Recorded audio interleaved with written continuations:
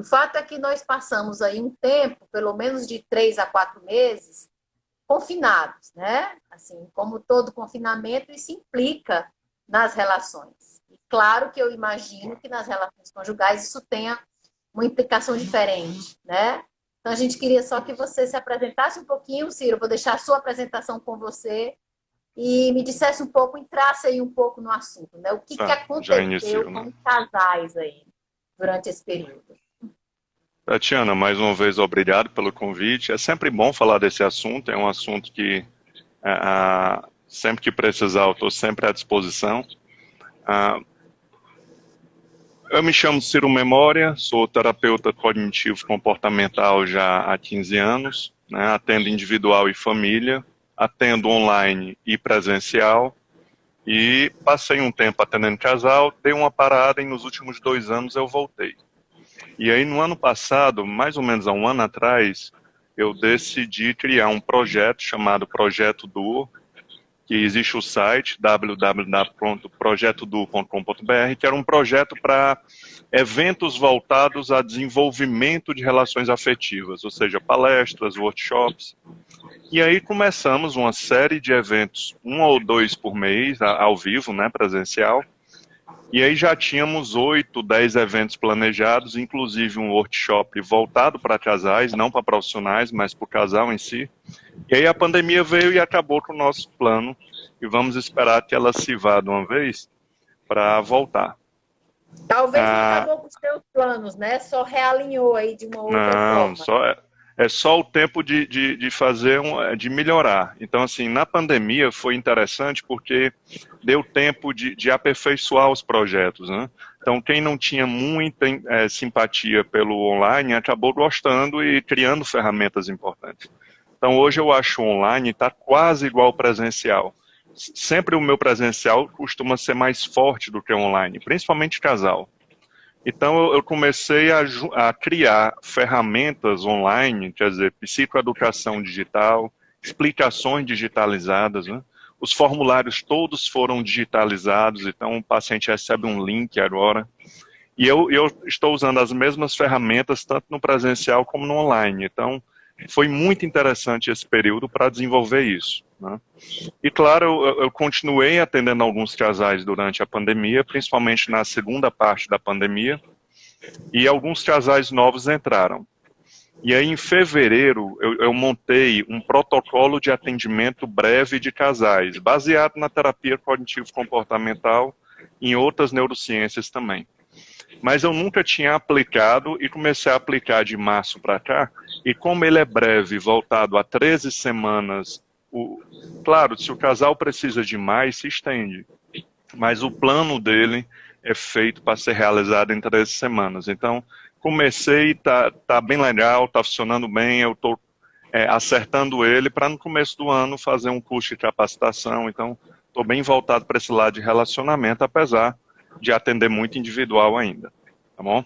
Pessoal, Então, então essa é a fica minha. a dica aí do programa do Ciro, viu? Deve ser muito É, interessante. Depois a gente pode até ótimo. conversar um pouco mais sobre isso. De repente faz aí uma parceria Ciro Memória e na app, né? Para de repente E, bom, poder formar uma vai dar turma de certo. formação, né? E Ciro, me existe diz um uma outro coisa. projeto, Tatiana, existe outro projeto chamado Canal Psicointeligência. Durante a pandemia eu criei esse canal, tanto no YouTube, como no Spotify, como no podcast.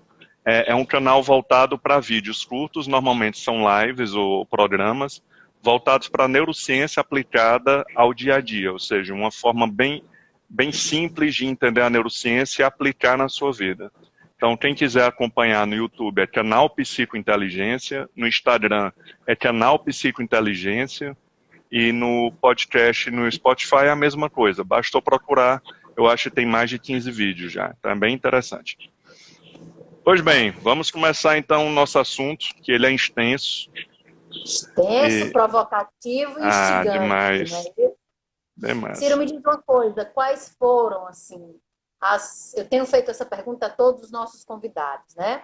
Quais foram as transformações clínicas, né, que você pôde visualizar aí no atendimento? O que mudou, né? Não só no atendimento, mas naquilo que os casais trouxeram enquanto demanda para você. Fala um pouquinho para a gente sobre isso. De maneira geral, cada indivíduo, casal ou família estava dentro de um contexto. O contexto pandemia, se você estudar as grandes crises do mundo, existe uma característica semelhante. Inicia-se numa fase de muita alerta e ansiedade, né, porque é algo desconhecido. Então, a primeira fase, ou você via as pessoas curtindo umas férias com música, porque não acreditava muito no tamanho do problema. Porque quando a pandemia foi instalada e o Brasil parou, tinha menos de 100 casos, então não se esperava que chegasse tão perto. Né? Então muita gente começou a viver um clima de férias, e outras pessoas de apreensão, principalmente quem é vulnerável a perdas. Né? E essas pessoas ficaram bem apreensivas. O tempo foi passando, passaram os 20 dias, passaram os 30 dias, e a ideia de que seria rápida morreu. E aí entramos numa segunda fase, que é a fase do esgotamento, das incertezas, dos questionamentos, da angústia, da fadiga. Então, mesmo que muita gente sem trabalhar, mas existe uma fadiga físico-emocional por estar naquela rotina tão parada. Né? E assim como o excesso de remédio é um veneno, o excesso de convivência também começa a se tornar um pouco tóxico. Principalmente para aqueles casais que não tinham costume de conviver muito. Então, casais que já passavam boa parte do dia juntos, que viajam só os dois, que saem só os dois, esses eu notei que teve menos problema. Já o casal, que é muito dependente de um apoio social, de grupo de amigos, que passa muito tempo sem se ver, esse casal teve uma tendência a sofrer mais. Então, essas duas fases aconteceram. Na segunda, as perdas começaram a ser mais visíveis, né? A perda de atividade física, que já altera a parte psíquica e de humor, né?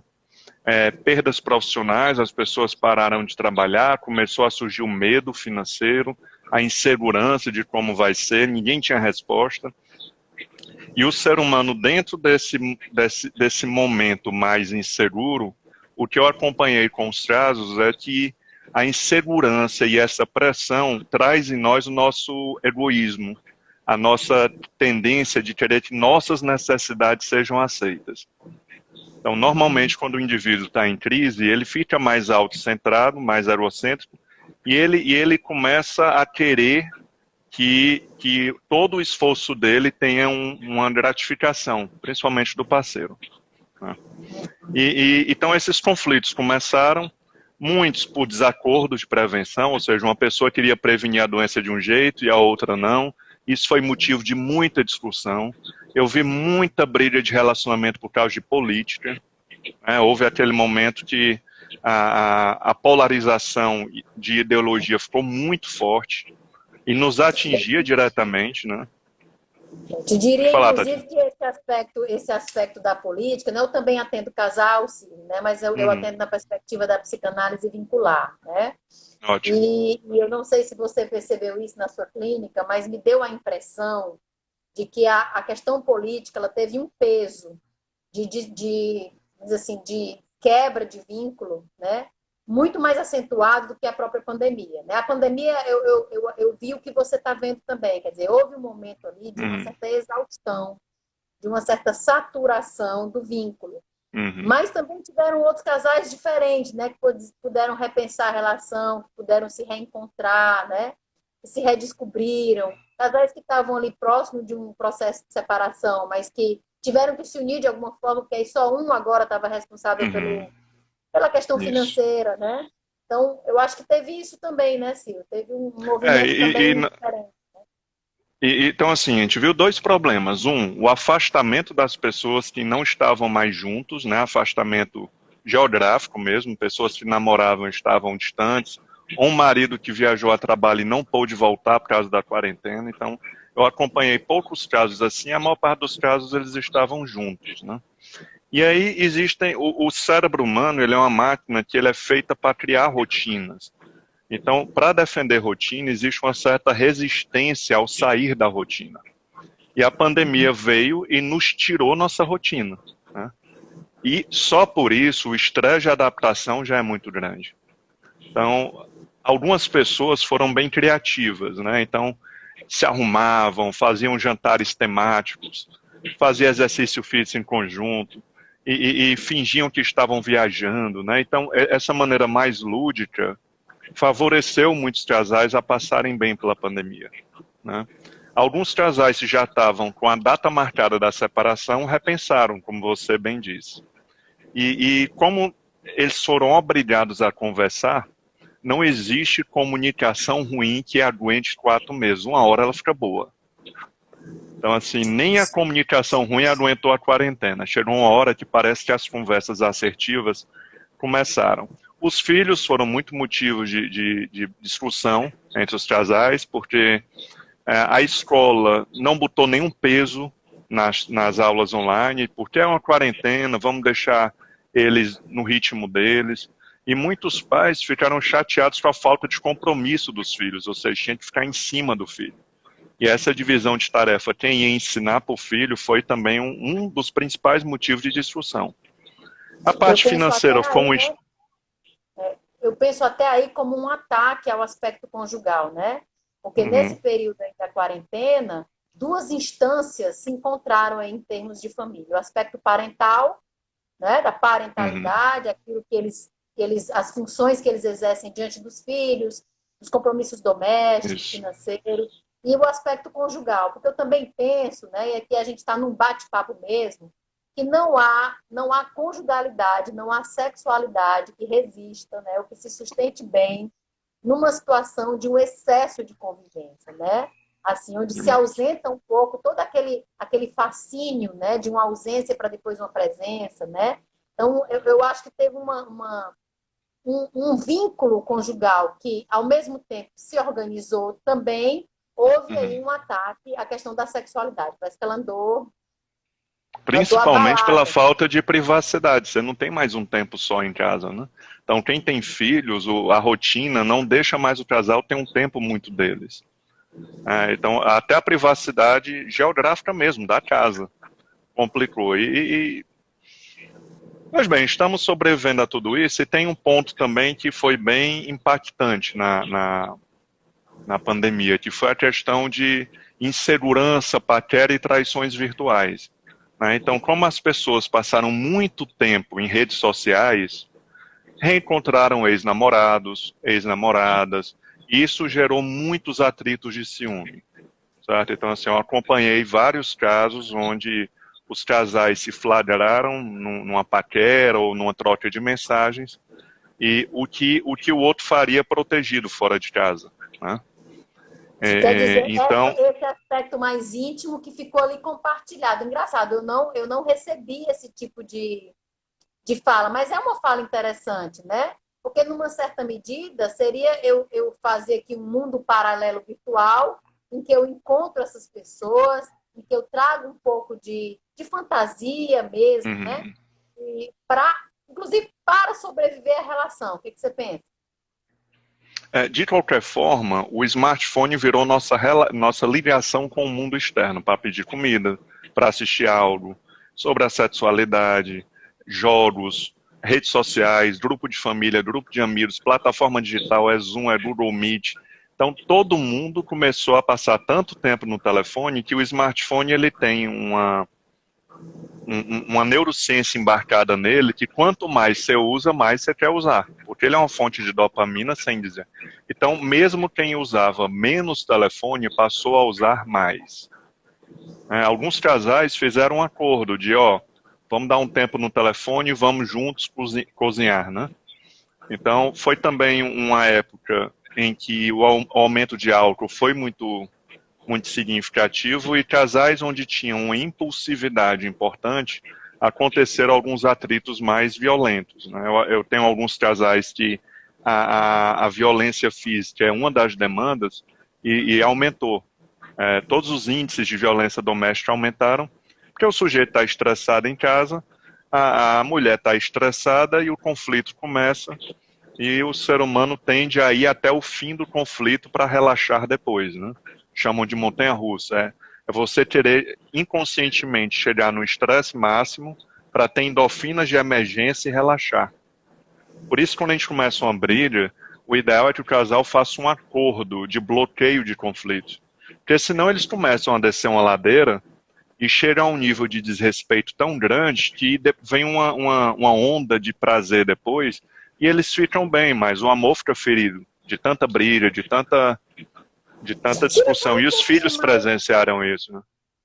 Fala um pouquinho mais sobre isso que você está chamando de bloqueios de conflito. O que é isso? Como é que a gente pensa isso na clínica? Só saudar aqui Tom, Lênia, Cristiane, um monte de gente que veio te assistir, viu? Porque a gente deve essa audiência aqui ao seu nome. Ótima audiência.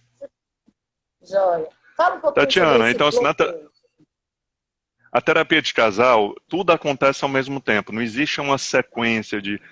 ao mesmo tempo que nós trabalhamos a percepção sobre cada um, sobre eles mesmos, ou como eles se veem a relação, ao mesmo tempo já se trabalha mudanças de atitude e manejo emocional, ou seja, como manejar emoções que já o padrão delas já é muito forte. Né? Então existe técnica de resolução de problema, é aquele que o casal senta um momento do dia e diz, o problema é esse. Vamos criar 3 soluções possíveis, A, B e C. Vantagem e desvantagem de cada uma. Como seria o passo a passo de cada uma? Vamos escolher a primeira para tentar. Então, esse tipo de atividade, por mais que pareça muito mecânica, artificial, ela inibe que um dos parceiros dominantes sempre tenha a sua fala sendo a certa. Né? Então, é uma atividade que alguns cumprem, e outra atividade é o treino de comunicação, ou habilidade de comunicação. Que você ensina a pessoa a praticar a escuta. E aí é um aprendizado que começa muito mecânico, de contar até 20, para ouvir o outro. Se o outro não parar, tem uma frasezinha de sinal que a terapia ensina, que é um sinal do outro dar espaço.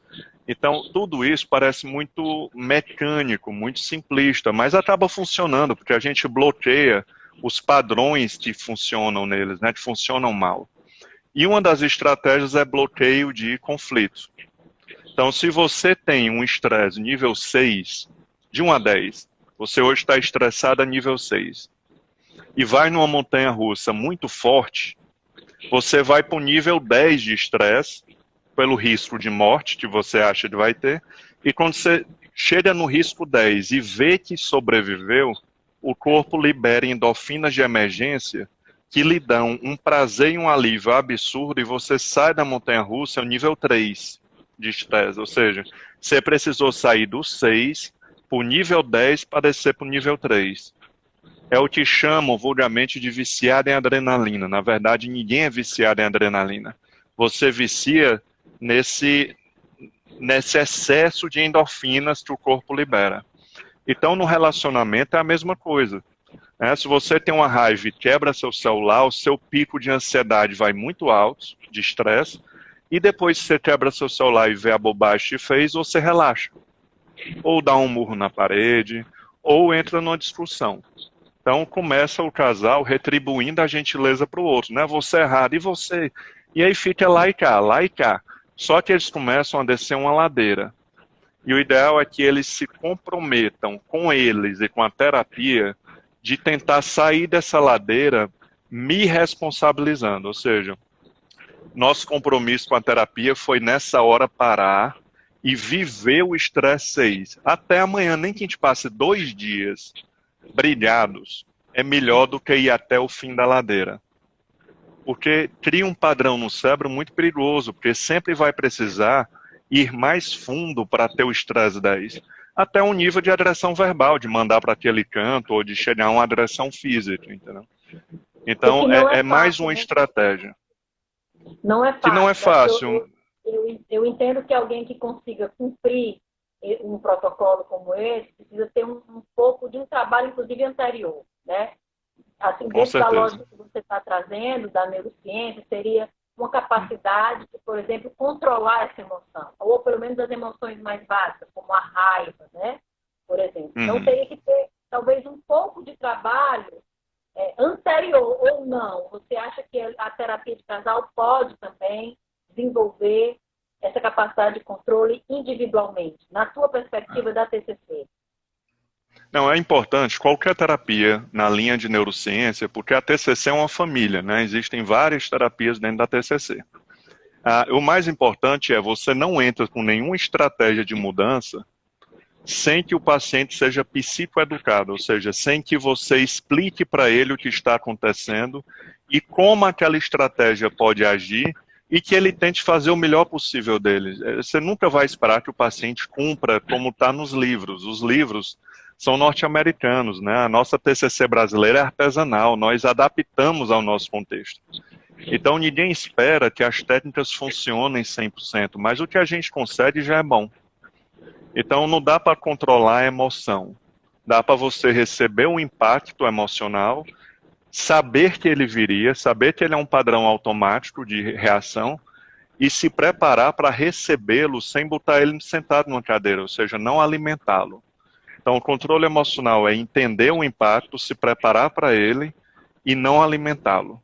Então todos os casais vão ter as mesmas sensações disparadas pelo ambiente, as mesmas. As raivas vão ser as mesmas. A diferença é que a gente vai tirar deles a parte que eles alimentam, que eles fortificam aquele impacto. E aí os impactos começam a se reduzir. É o que chamam de controle emocional na neurociência. Né? Quando você diz que as raivas serão as mesmas, né? Ao que é que você está se referindo? Que existem dois objetivos principais nas neurociências clínicas. Ressignificar, ou seja, aquilo que eu vejo como algo muito ruim ou que está fazendo mal para mim, eu ressignifique isso e veja de outra maneira. Mas terapia de casal em crise, você não tem muito tempo de fazer isso. Você primeiro tem que tirar o casal da crise e com o tempo ele vai ressignificando. Então, os mesmos disparadores de raiva, a raiva ela é uma emoção automática que vem em menos de um segundo. Então, querer evitar o que é automático é o principal erro das pessoas. As pessoas estão tentando controlar o incontrolável. Entendeu? E o ideal é tirar o que alimenta essa emoção. E, ao mesmo tempo, questionar de forma cognitiva o significado, as distorções, como eu processei essa situação. Então, o ideal é você chegar para mim e dizer assim, Ciro, eu processo, diante do que tudo que você me explicou, o material que você me enviou, o que eu entendi, eu processo muito mal, o meu cérebro processa muito mal quando o meu marido diz que está cansado. Eu já acho que é uma desculpa para não me ajudar. Eu processo muito mal quando eu sou criticada. Eu processo muito mal quando eu vejo meu filho sem fazer nada.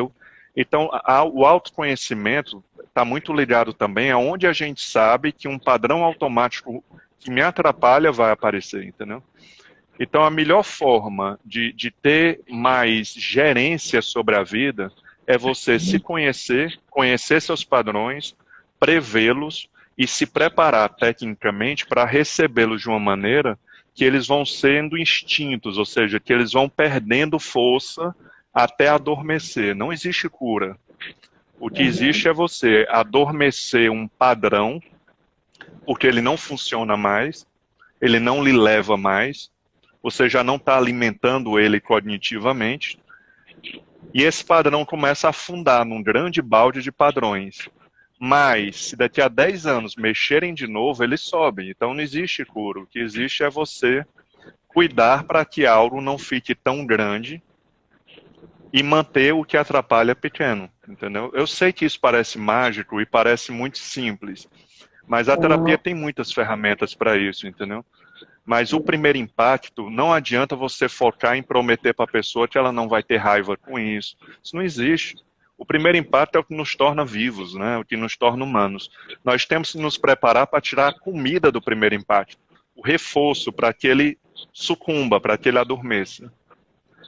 E o terapeuta é que direciona isso, ele explica isso, ele dá as estratégias, ele treina, ele cria cobaias para treinamento, mudanças pequenas, tirar um refrigerante, fazer exercício físico, dizer que ama para o pai, qualquer mudança simples, mas que o cérebro vai resistir àquela mudança e a pessoa pode aplicar toda a terapia nela, entendeu? Mas não é simples, mas de alguma forma ninguém sai pior do que entrou. As pessoas, elas adquirem habilidades e começam a ver que num casamento o inimigo é a natureza, não é o outro.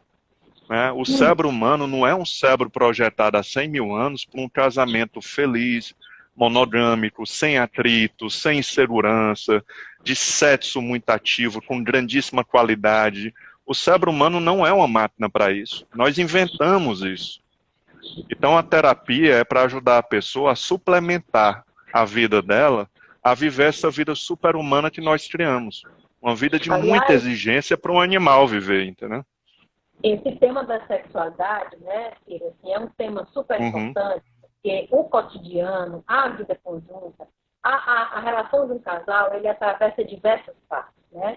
E a sexualidade, ela vai, em uma certa medida, se transformando também, né? As manifestações disso, a forma como se experimenta o prazer com o outro, né? E nós temos um tipo de sociedade, um imperativo social de que um casal feliz é um casal que tem um sexo contínuo e de qualidade, né?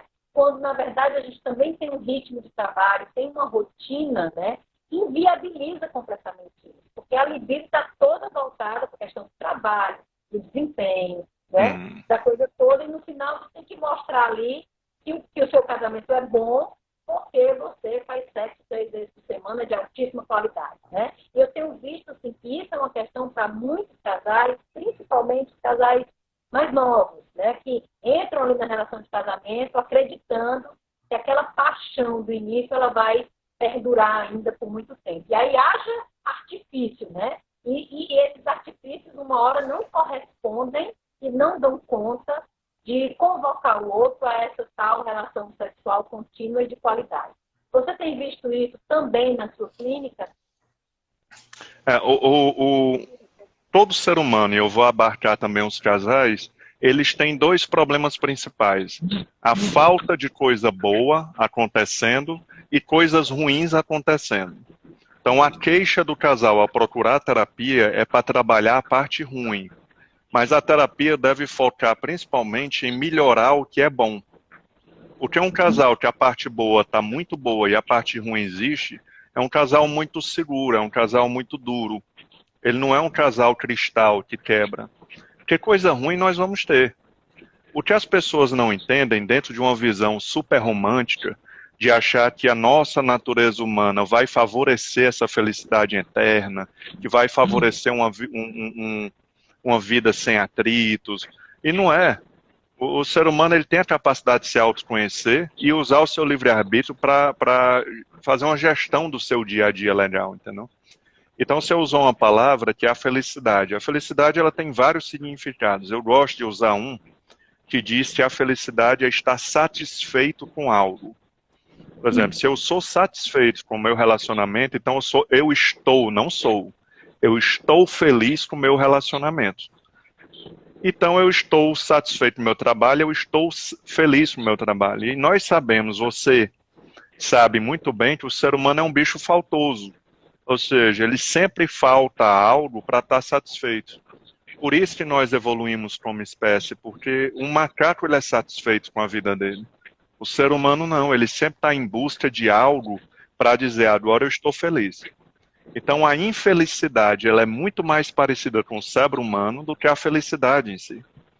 Então muita gente diz assim, Ciro, como é ser feliz? Cara, ser feliz é você definir projetos de vida, lutar para alcançar e treinar a cabeça para valorizar aquilo, porque gratidão e valorização nem sempre é humano. Às vezes você precisa conscientemente, é o que fazemos com filhos, né? Ensinar eles a ser gratos.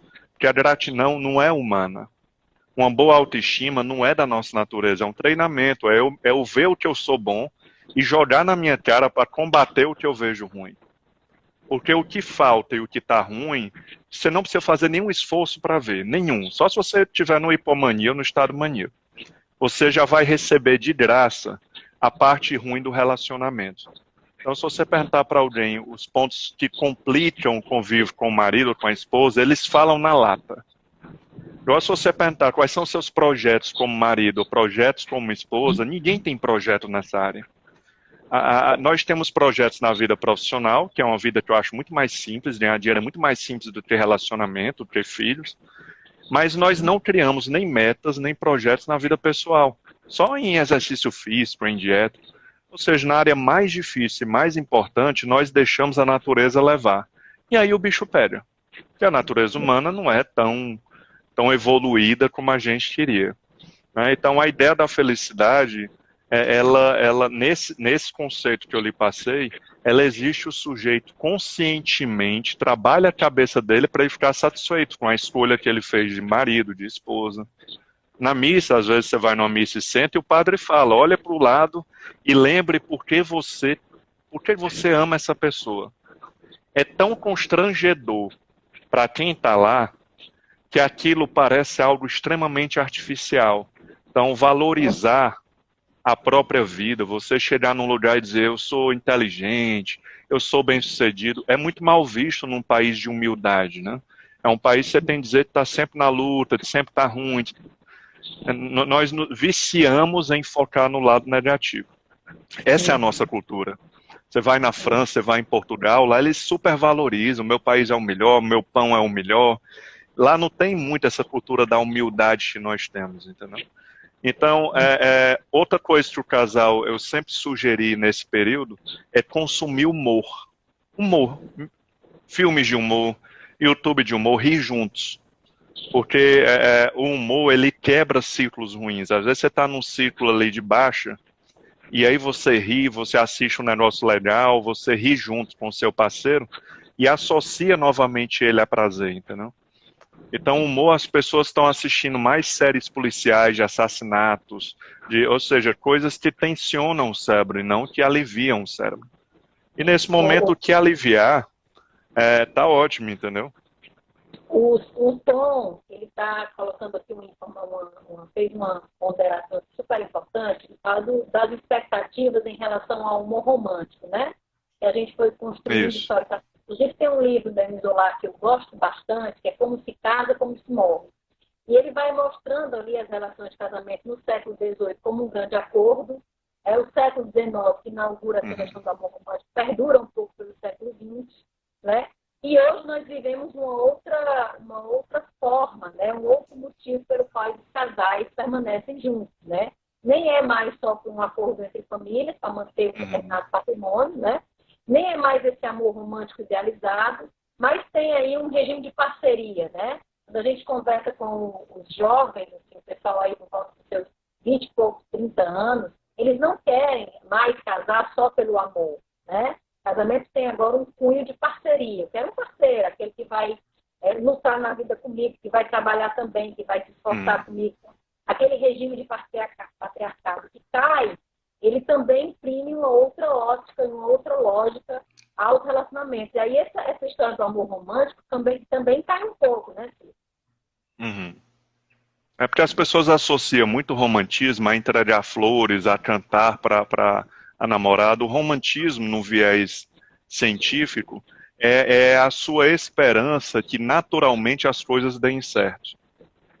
Ou que naturalmente o meu interior, o meu cérebro, o meu inconsciente favoreça meus planos e meu planejamento.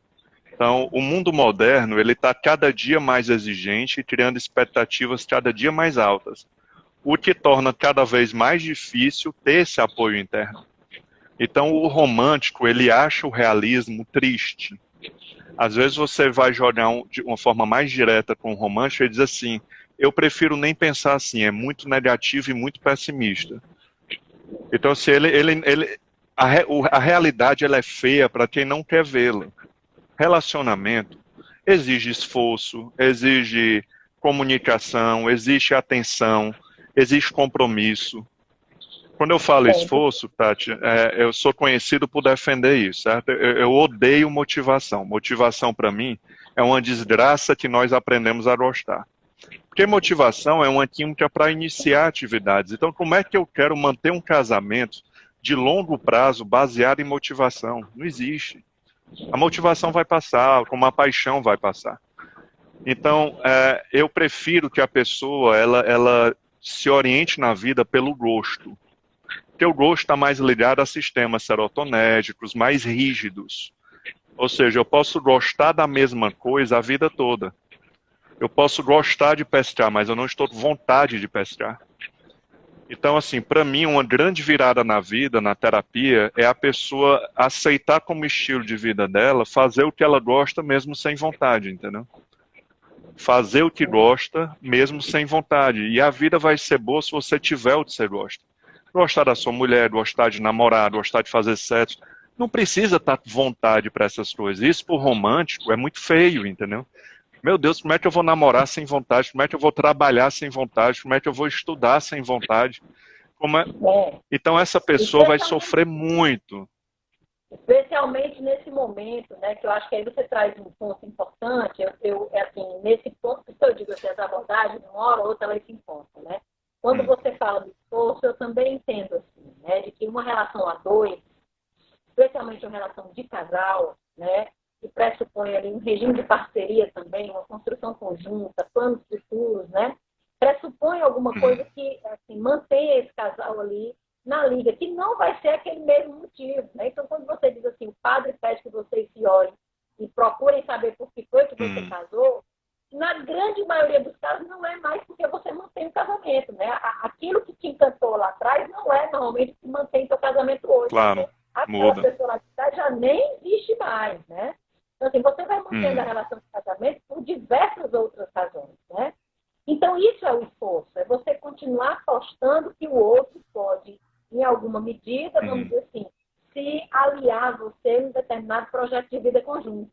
Esse é o esforço, né? Assim, que o casamento exige e que exige essas renúncias funcionais. Quer dizer, eu odeio o futebol, mas, eventualmente, eu vou assistir ali um futebol com meu marido ou com minha esposa, ou com quem quer que seja, porque não é só o futebol, é o fato de estar junto, e aí no intervalo a gente vai conversar sobre uma outra coisa, e etc e tal. E no momento que a gente vive, que há uma supremacia do prazer, né?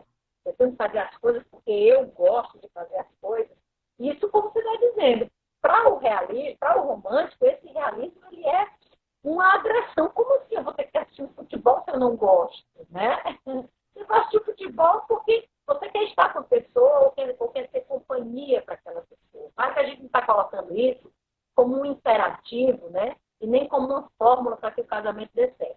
Mas como uma possibilidade de pensar que a vida conjunta não é fácil. Né? A vida conjunta não é fácil. E é interessante que se você tiver com um grupo de amigos que queiram assistir o jogo, você assiste sem pensar duas vezes. Agora, quando é alguém que nós amamos e que não temos muito medo de perder, porque existe um forte vínculo, nós acabamos sendo mais irritados e mais individualistas.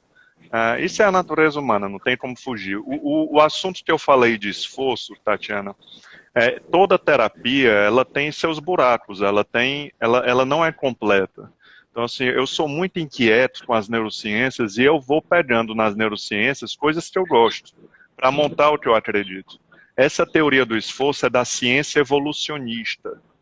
É uma ciência norte-americana que tem muito pouco no Brasil, mas ela é uma neurociência que ela traz muito essas explicações da natureza humana, do bicho homem. Então, quem tiver interesse em entender as imaturidades, ou seja, os instintos dominantes, tem alguns vídeos meus falando disso lá no canal Psicointeligência, senão tomaria muito tempo, mas a imaturidade hoje é talvez o maior vilão da raça humana. Mais do que a ansiedade, mais do que a depressão, porque você vê que problemas de ansiedade, problemas de depressão, estresse patológico, doença psicossomática, geralmente é resultado de uma personalidade, não é a causa da personalidade. Então, as pessoas estão muito focadas em arrancar os sintomas, isso é uma crítica que eu faço a algumas neurociências, e não se preocupa em entender por que aquela pessoa tem aqueles exageros comportamentais, aquelas neuroses, não entende o que está por baixo daquilo, as vulnerabilidades dela, mas mesmo assim, as imaturidades, não ter limite com o prazer, aí entra a internet, entra o álcool, entra a comida, as compulsões, fazer o que tem vontade, lidar mal de frustração, evitar dor e sofrimento, revidar, desabafar a raiva. Então, tudo isso, esses instintos, se nos dominam, eles ferram mais a gente do que a ansiedade e a depressão, entendeu? Então, pouco as terapias e a ciência fala sobre isso. Eu me alimento desse conhecimento na psicologia evolucionista, mas infelizmente ela é muito fraca no Brasil. Nem livro traduzido você tem muitos aqui. dos principais nomes. Eu vou voltar para uma coisa não romântica. Quando existe um casal que está se atritando na comunicação, ou seja, está uma comunicação ruidosa, o ideal é que você peça para que a conversa sempre seja curta e de qualidade. A pessoa diz, não, mas curta por quê? Porque quanto mais se fala, mais se cria a possibilidade do outro abusar, ou do outro rejeitar, ou do outro se defender, ou de gerar uma briga. Então as pessoas têm essa mania de achar, se não é para fazer bem feito, eu nem começo. E eu acho uma mudança, às vezes começa com a frequência, é como o exercício físico, faça 20 minutos por dia, mesmo mal feito, de segunda a segunda. Aí depois melhora a forma. E depois de meses, pensa em qualidade, entendeu? O ideal é sempre isso, mudança de frequência, forma e qualidade. As pessoas querem tudo junto no começo. E aí, é aquela pessoa que diz que só faz se for bem feito e faz muito pouco na vida. O sexo é uma área que, o que me trouxe para os casais foi a sexualidade. Eu fiz uma formação com o casal Fischer em 99, uma formação em sexualidade humana. Né? E é impossível, quem atende na clínica vai pegar em algum momento uma disfunção, alguma coisa. Então é meio que uma obrigação dos terapeutas estudarem a parte sexual. E é uma parte, como você diz, o romântico na sexualidade é um desastre. Porque sexo é sempre bom. E às vezes você começa e a motivação surge, ela é invocada durante o sexo, e é sempre bom. Então muitos casais estão agora nos assistindo ou num sofá esperando a grande média cena dos dois quererem, na mesma hora, fazer sexo e que o contexto esteja todo favorável. Aí joga na média cena, o risco é o mesmo. Eu acho que a quantidade não é tão importante no sexo, se não for muitas vezes, mas sempre com qualidade, com carinho, dando prazer ao outro, eu acho que funciona bem, entendeu?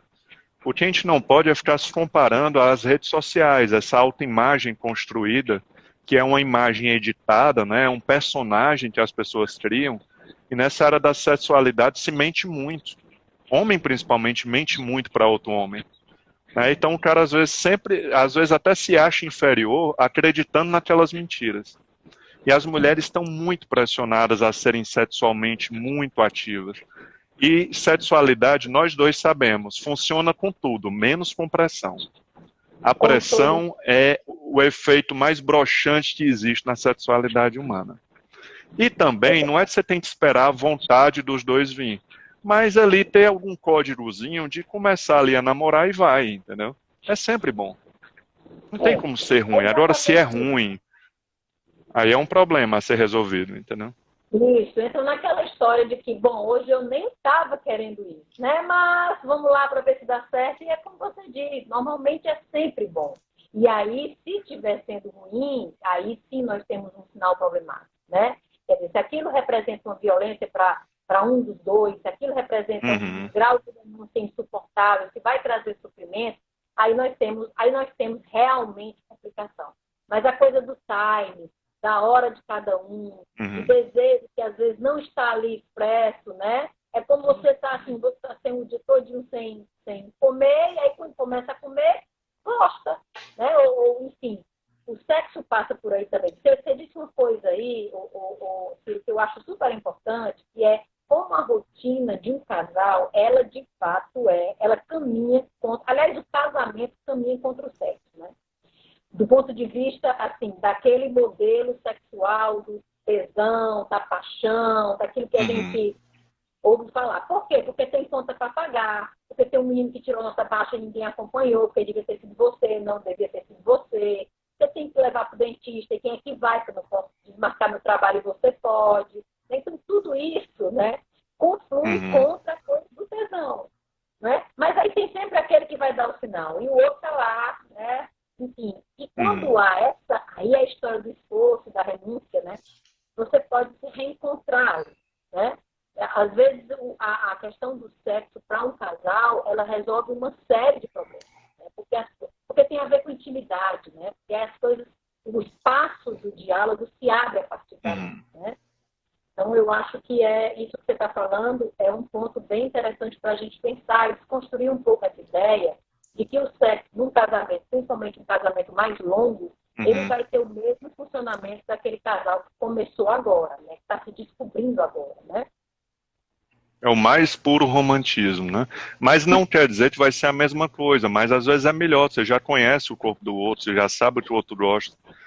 Comparar o passado e o futuro é de uma ingenuidade absurda. Você falou um negócio interessante, porque assim, no campo sexual, todas as terapias pensam parecido, né? Então, o objeto sexual não importa tanto, porque o que excita o ser humano é ele estar mentalmente desejando sexualmente aquilo. Pode ser qualquer coisa. Se você desejar sexualmente, você vai ter tesão. Então, se a sua cabeça, que é uma televisão que só pega um canal por vez, e aquele canal está tomado por notícias ruins, preocupação financeira, um filho doente, um pai internado, não tem como o canal do desejo sexual gerar uma excitação. Então, o sexo é cabeça, nós sabemos disso, tudo é cabeça. Então, é bom que o casal também sinalize, hoje eu estou com a cabeça ruim. Isso já é um bom sinal, entendeu? É um sinal que eu vou deixar ele mais na dele, com o tempo, vou dar carinho, né? Vou deixar a pessoa mais só. Né? Eu acho que todo mundo tem que ter seu tempo sozinho. Jogo, né? Isso também faz demais. Parte do jogo sexual, né? Eu tenho uma pergunta aqui para você, né? Tem uma pergunta para a gente, mas você é o convidado, eu vou te convidar também a responder. A Legênia pergunta se o objetivo de uma terapia de casal, para um casal que quer se separar, é mantê-lo junto, né? Ou, de repente, facilitar ou favorecer ou organizar a forma como essa separação vai se dar. Eu vou resumir em uma palavra. O nosso objetivo é ajudar a resolver. Como vai ser resolvido, nós nunca saberemos. Muitos casais finalizam a terapia numa separação, num divórcio. Agora, um divórcio mais consciente.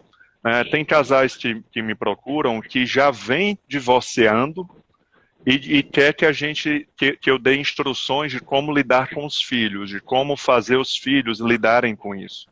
É quase uma terapia de família, né? E eu já peguei casal assim que ficou junto. Entendeu? Casal que já veio dizendo que o divórcio estava feito, que a separação era iminente, mas os filhos eram a preocupação deles. E eles acabaram juntos.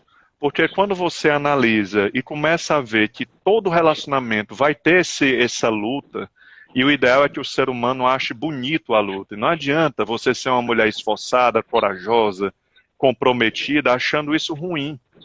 Porque o que adoece o ser humano não é o estilo de vida dele mais imaturo ou mais esforçado. O que adoece o humano é essa insatisfação e reclamação crônica da vida dele. Então, quando um casal vê assim, cara, então nosso relacionamento é normal e todos vão acabar ficando parecidos, sim. Mas tem casais que não tem nada a ver um com o outro. E mesmo que eles melhorem muito, não vão chegar nem perto do que eles querem. Aí são casais que já começaram errado. Já começaram uma caminhada muito difícil de dar certo. E no casamento é assim. Se você quer que seu marido pare de beber e ele quer que você pare de falar, vamos imaginar, o nosso cérebro ele é muito polarizado, 8 ou 80, né? O meio termo é um treinamento. O que eu digo é, se seu marido descer para 7 e sua mulher descer para o nível 7, tá bom? Ele disse, não, eu quero 0. Então é um casal que enquanto ele não aceitar a mudança viável e possível, nem adianta tentar. Então a terapia ela só entra na parte prática quando o casal está muito bem instruído do que está acontecendo.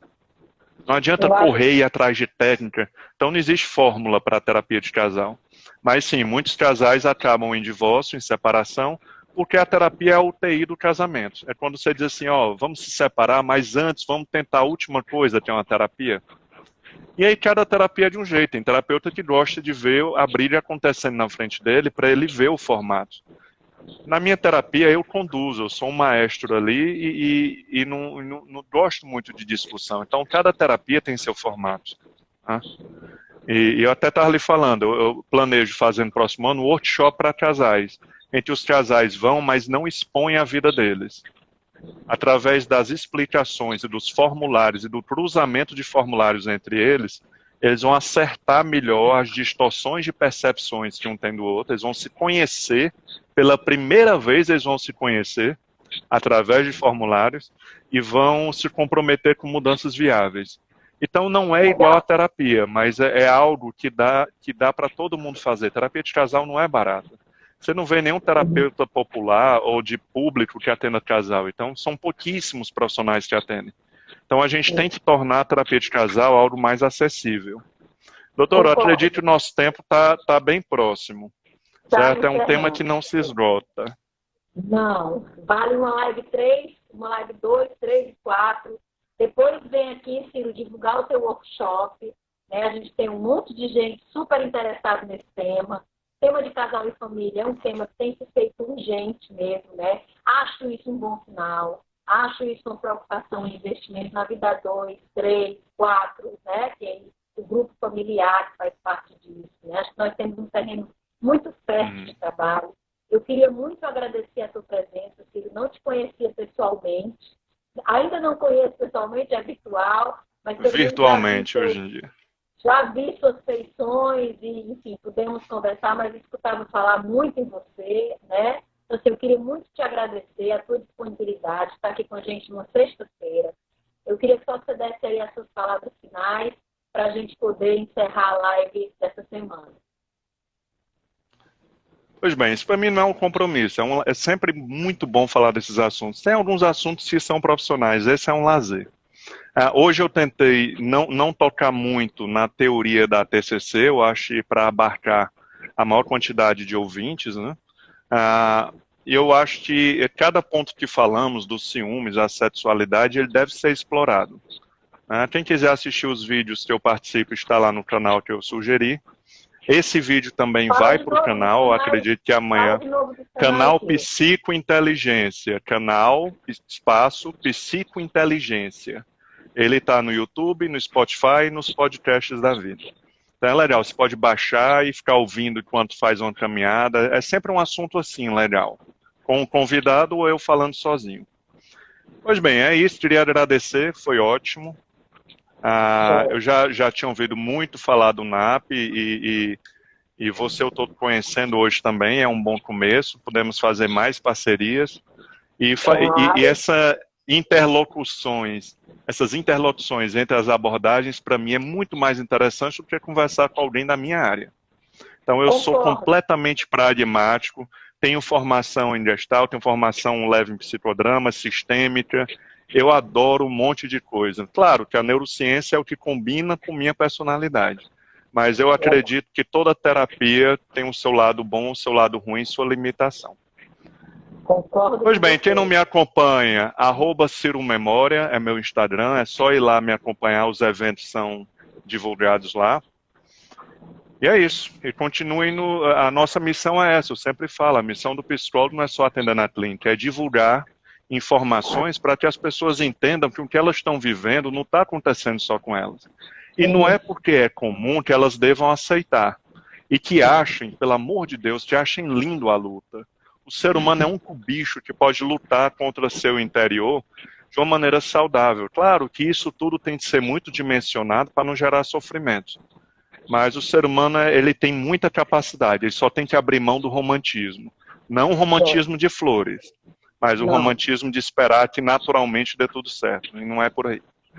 Belas tá bom, Tatiana. Muito obrigada, nosso horário está acabando. Pessoal, obrigado você. Continue seguindo o NAP, façam propaganda aí. Ciro, temos muito o que produzir juntos, viu? Essa é a tônica da psicanálise lá.